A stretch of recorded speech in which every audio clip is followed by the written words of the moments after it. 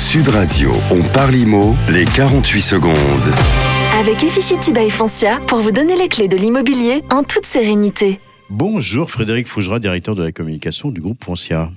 Bonjour Marc. Comment allez-vous ? Très bien. Bon, super. On a une question très sympa pour vous ce matin. On ne vous a pas loupé d'ailleurs. Frédéric, une fois un bien acheté, qui de l'acheteur ou de vendeur devra payer les charges votées lors de la dernière Assemblée générale ? Alors, la loi prévoit une répartition des charges lors de la vente d'un bien, mais de quelles charges parlons-nous ? Pour couvrir les dépenses de fonctionnement, de maintenance et d'administration des parties communes et des équipements communs de l'immeuble, un budget prévisionnel est voté en Assemblée générale. C'est durant cette Assemblée générale qu'est fixé le calendrier de versement des provisions.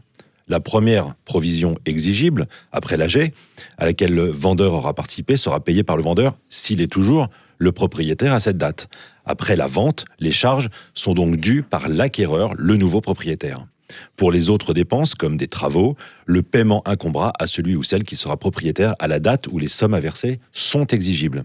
Alors oui, il est possible de prévoir une clause particulière dans l'acte de vente où acheteurs et vendeurs vont s'entendre sur une répartition négociée de certaines dépenses, généralement assumées par le vendeur.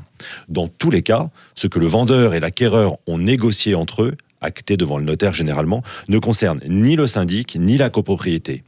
C'est bien le propriétaire au moment de l'exigibilité des sommes à verser qui doit payer, puis éventuellement demander le remboursement au vendeur en fonction de leur arrangement. Voilà Marc, maintenant vous le savez, la règle est la même pour toutes les charges. C'est le propriétaire à la date d'exigibilité qui doit les verser au syndic qui les collecte pour le compte de la copropriété. Merci Frédéric Fougera. On rappelle que cette chronique, on va la retrouver sur la page, sur la playlist Efficity by Foncia, sur la chaîne YouTube de Foncia.